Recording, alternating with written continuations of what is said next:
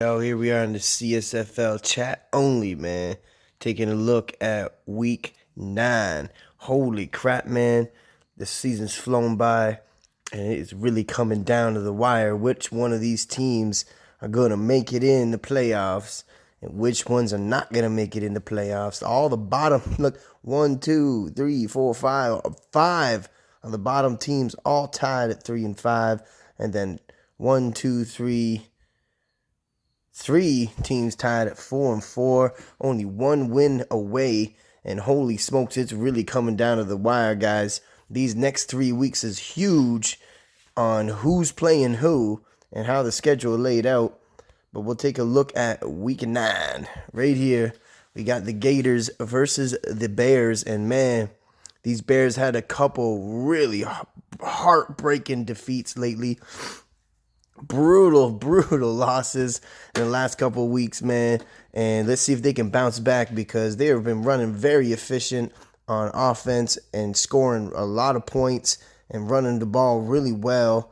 Defense has been playing strong, and they've been turning the ball over, but they just haven't come up with those close wins. And then the Bears, man, just losing after winning, I believe, 4 games in a row there.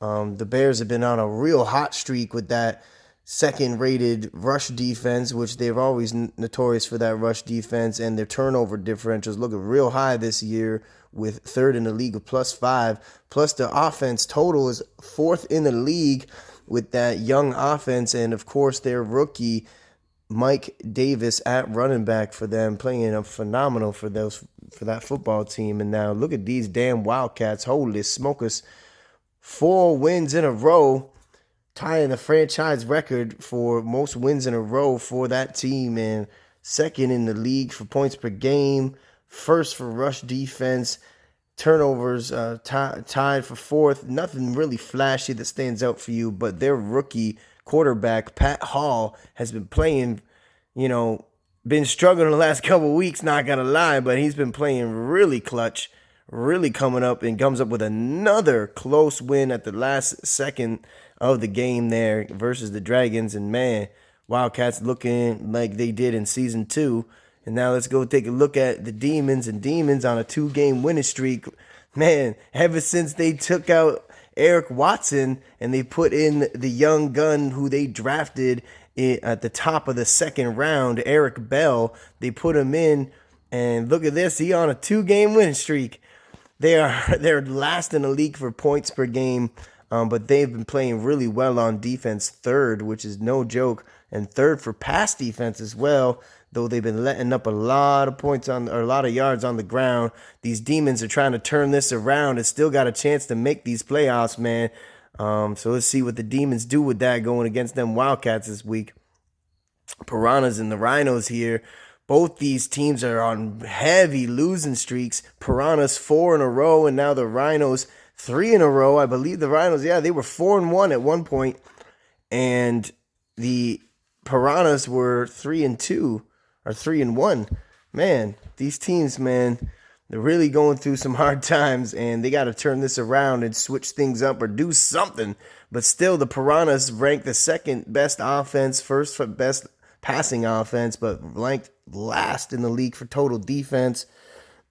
And they've been playing with the same guys. They actually got Frank Carroll, their new wide receiver for the Piranhas, has been playing phenomenal, leading the league in multiple receiving categories, but just has not been enough for them, and their defense is really getting ran over.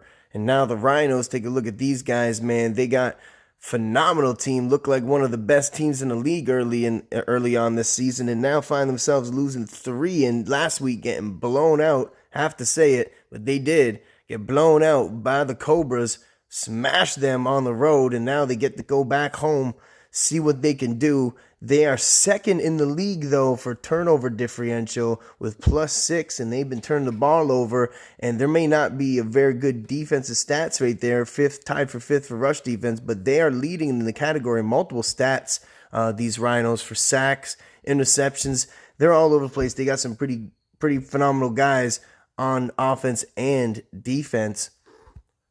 Take a look at these Cobras versus the Dragons. Cobras, man, looking strong. Last season went to the championship game and fell a little bit short to the Vipers, and now coming back here in season 6 looking strong as heck. But man, the rotation with them and the quarterbacks is a real issue because they got an amazing defense, always played well. Definitely hard to tell in those stats. This season's been a little bit different though. But their offense, pass offense, and their running back for the Cobras is a really strong team, but the quarterback's been rotating like crazy. They drafted a quarterback in the first round, Benjamin Harris, and then they traded for a quarterback in Eric Watson recently in week 5, and then they also traded in and got in a new quarterback, Derek Albright, who actually last season when they put in Derek Albright brought them to the championship game. Now they bring in Eric Watson. He loses a game, so instead they start Derek Albright. And look at this, Derek Albright starting right back off just like he did last season. Now in a 2-game winning streak since they started him, and now the Cobras looking like a brand new team with Derek Albright at quarterback. The Dragons now here, 12th ranked offense, but an amazing defense, 4th ranked defense, and really the defense is what's been keeping them in this season. Their offense, tied for third in the league of rushing offense. Man, they got an amazingly young offense, and you think, how are they doing so bad when they got Travis Stovall, the rookie running back, and they got that amazing wide receiver, what's his name? Barry Perkins. I'm just kidding. Todd Kidd, and Barry Perkins. Travis Stovall, how you not winning?